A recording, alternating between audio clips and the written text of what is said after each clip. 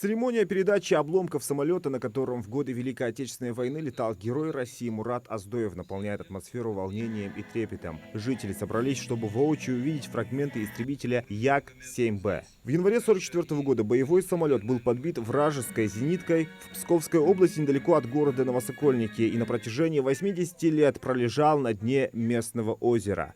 Мы видим и знаем и помним всех героев нашего маленького народа, который участвовал в этой огромной страшной войне, принося в жертву своей жизни, свое здоровье, при этом показывая будущему поколению, что надо знать, что мы кровь от крови, плоть от плоти являемся наследниками героев всех войн до Великой Отечественной, которые были.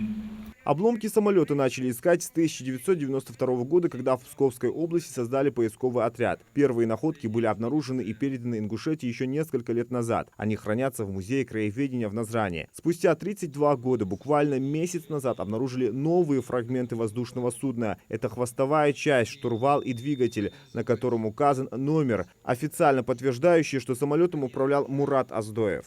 И мы в кратчайшие сроки сформировали делегацию, в числе и наших поисковиков, и представителей нашего ведомства, выехали на место, наградили всех участников данной экспедиции, это более 10 человек, туда входят и поисковики, и водолазы. Хотел бы отметить, что это была трудоемкая работа, экспедиция длилась 12 дней, 10 дней работы под водой, то есть само озеро глубиной 2 метра, плюс еще 5 метров ила, то есть с глубины 7 метров, по сути, копая под водою, водолазы смогли поднять фрагменты самолета. Мурат Ахметович Оздоев воевал на Западном, Сталинградском, Брянском и Втором Прибалтийском фронтах в составе 431-го истребительского авиационного полка. В сентябре 1941 года в воздушных боях на Орловском направлении летчик Оздоев записал на свой счет первый сбитый самолет противника. За период войны сбил в воздухе и на земле более 25 самолетов врага, 30 танков и уничтожил более 300 гитлеровцев. В Псковской области его самолет был подбит противником, после чего Оздоев направил истребитель на вражескую технику, а сам катапультировался. Он попал в плен, после чего дважды совершал побег из концлагеря. Во время Великой Отечественной войны 2 раза Мурату Оздоеву было представлено звание Героя Советского Союза, но вы знаете, какие были в то время политические события, и оба раза Мурат не получил это звание.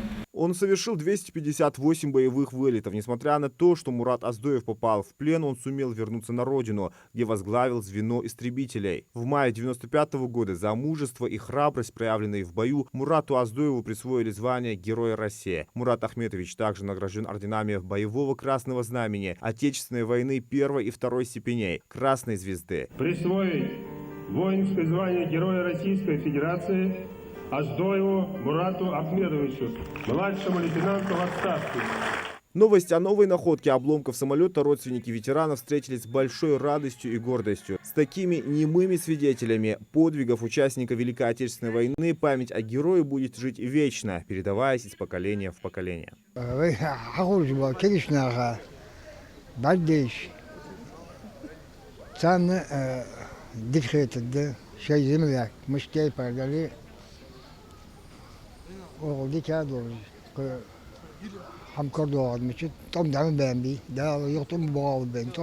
Это не все фрагменты самолета. В Министерстве молодежной политики и туризма планируют в следующем году направить в Псковскую область ингушский поисковый отряд, чтобы найти и вернуть на родину летчика-героя остальные обломки истребителя.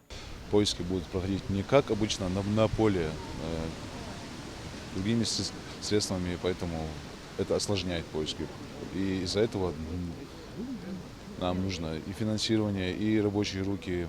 Постараемся сделать все, что можем. Найденные обломки – важное событие не только для семьи ветерана, но и для всех жителей региона. Это еще один исторический факт, рассказывающий о мужестве ингушей, участников Великой Отечественной войны, их самопожертвовании и любви к своей родине. Зелимхан Хылоев, Адам Гулоев, Акрамат Дасхоев, Магаз 24.